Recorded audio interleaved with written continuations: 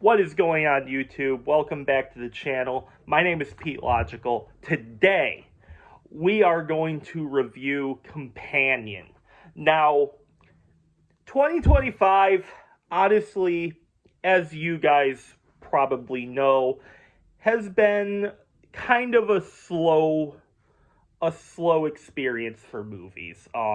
I've only seen two so far, but the two I did see were Wolfman, which I thought was mid as fuck, and Flight Risk, which honestly, does anyone like Flight Risk? That movie was trash. So, I know it's only January, so 11 more months, there's bound to be some good stuff. And I'm probably going to have a decent list at the end of the year. I know all of that is possible. But, so it doesn't take much for a good movie to be compared. Or even if it's just good, your movie is going to be movie of the year right now, because there haven't been that type of movie yet. Which brings me to Companion right now. And I gotta be real with you. I didn't have a lot of expectations for this film outside of Jack Quaid, who I like a lot, and Sophie Thatcher, who I like a lot. But I only saw one trailer to this, and that was the trailer that premiered at the screenings of Wolfman and Companion. And Wolfman and Flight Risk. They wouldn't play the Companion trailer if I went to see Companion, obviously. I'm such an idiot with that, but I'm leaving that in. It's fine. So point is, I didn't have much expectations for that outside of this getting good reviews from other internet reviewers. And yeah, so I was like, okay, 2025 definitely is off to a slow start, but I'm happy to hear that there's a good movie out there. So I wanted to see it just so that I can have a chance to give a positive review in 2025. That isn't, oh, this movie's mid, but it's not as bad as everyone else said. No, this movie is actually good. This movie, Companion, is actually a good movie. But let's first go into the cast. And this is going to be a spoiler-free review. I know there was a ton of spoilers in my Flight Risk movie, but that movie just was so bad and I had to rant about it. I'm sorry for the spoilers, and I'm going to try from this point on limit my spoilers for movies going forward. So, with that all out of the way, let's dive into the cast.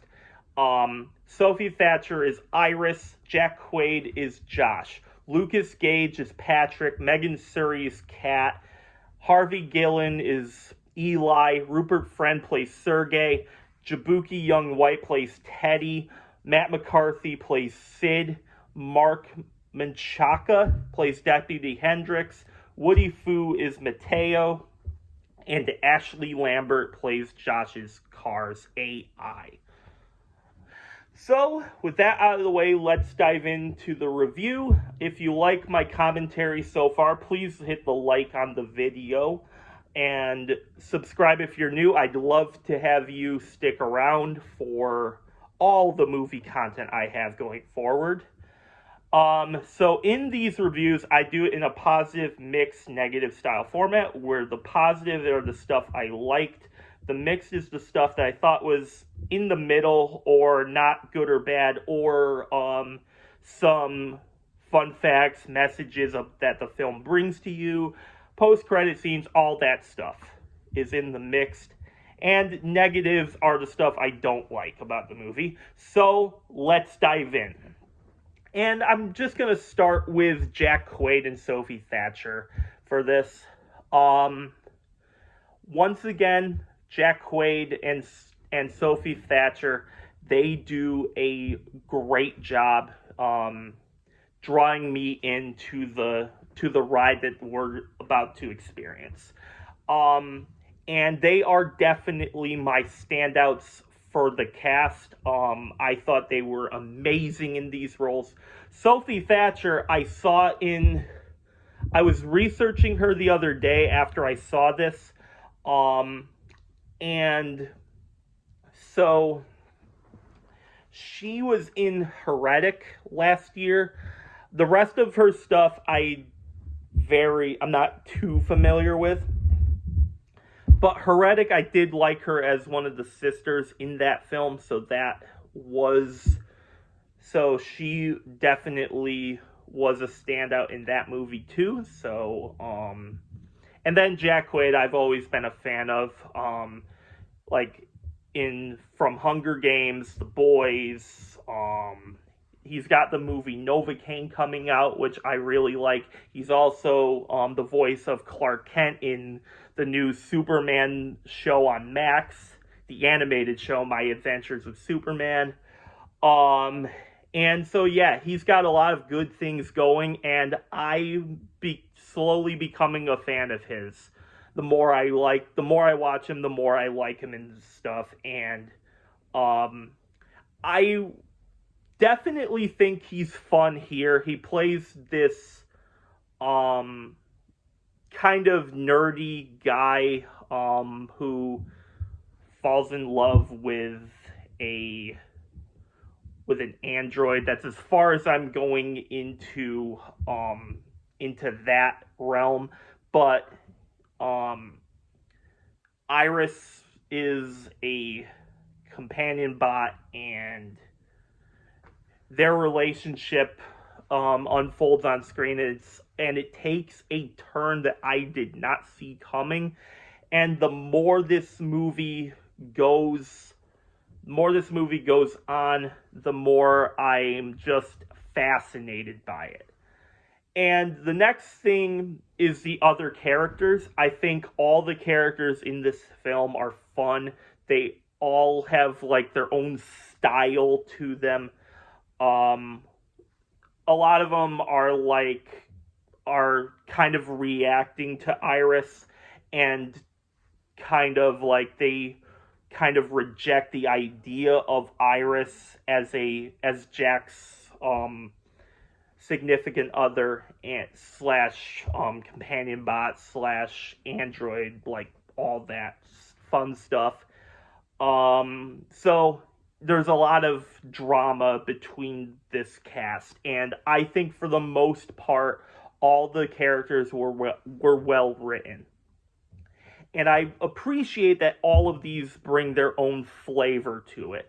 There's a twist towards the middle where I did not see coming. I'll be completely real with you guys. And it's done in such a way where I think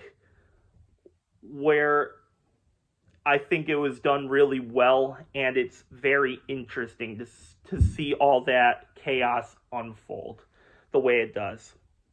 So this movie is kind of a rom-com at times. It's a science fiction film.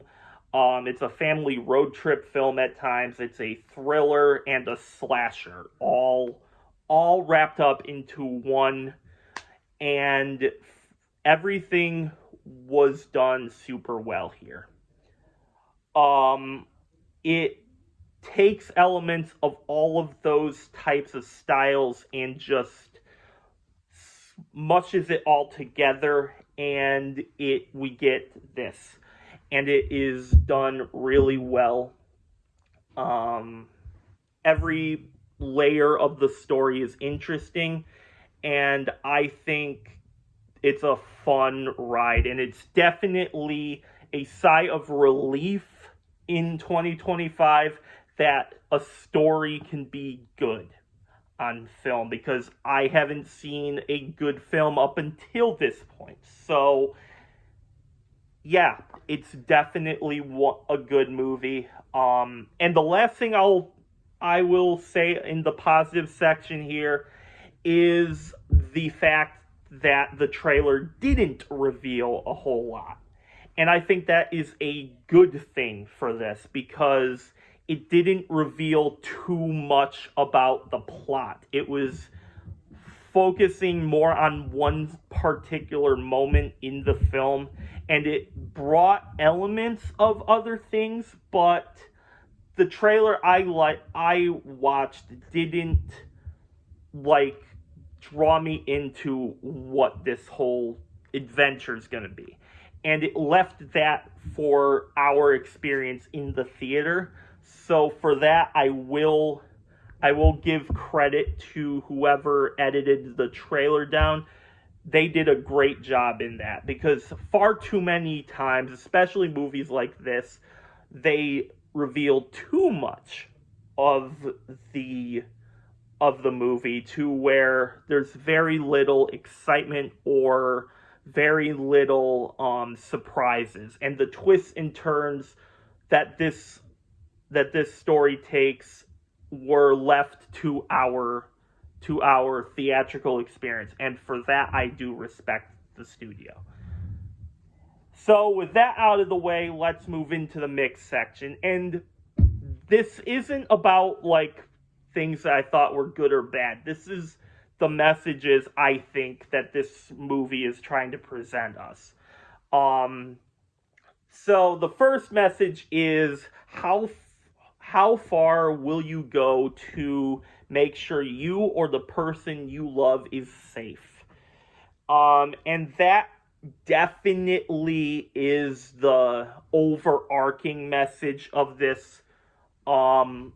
I'm not going to reveal too much about all the twists and turns this story takes. I'm going to let you guys experience that for yourself. But, yeah, it's a wild ride, bro. And some things happen in the middle that completely were unexpected for me. And it's an hour and a half of enjoyment, and I enjoyed my time watching all these characters interact with each other. And yeah, how far will you go to make sure the person you love is safe is definitely one of our overarching messages. But the other thing that this does, and I think this is a credit to the writers, I'm not going to tell you what happens in this film, but this is a good display of AI and how simple AI can be used to go against humans. That's all I'm going to tell you. But that's a good message that this movie took, because you need to explain it in a way that a normie like myself or others don't understand really how AI works, and how all of that is just a problem in today's society. So yeah, it's a good example of that, and I can't think of a better use for it than Iris in that aspect, because she's such a well-written character, but she's also an artificial intelligence. So what happens with her just is so shocking it was shocking in the moment, but it's like a studio finally took that avenue and explained it in a way that made sense to me. So that's all I got for the messages here. And let's move on to the negative. And this isn't really a bad thing. This is just I didn't hate this movie at all, so there is only one thing, and it's a nitpick that I have with it. To me, it just feels a bit cluttered, and that is due to all the elements this movie has going for it. As I said, it does feel like a rom-com, a science fiction film, a family road trip film, a thriller, and a slasher. Like, that is a lot of stuff to describe your movie. If you could put, like, 3 of them, or maybe 2 of them, it would probably work a lot better, and I definitely think towards the end it wasn't as satisfying as I would have liked it to be, but this is a very, very good film, and I am happy I saw it because I finally saw a good movie this year. So over on Rotten Tomatoes, the critics gave this a 93, and the audiences gave this a 90.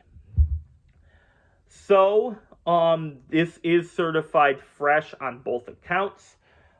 What do I think of it? Well, it's a 4.5 out of 5 for me, and it's a 90% out of 100. Go check this one out. I think it's a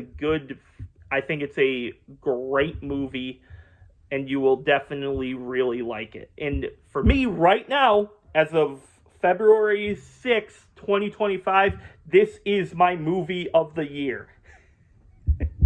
Take care, everybody.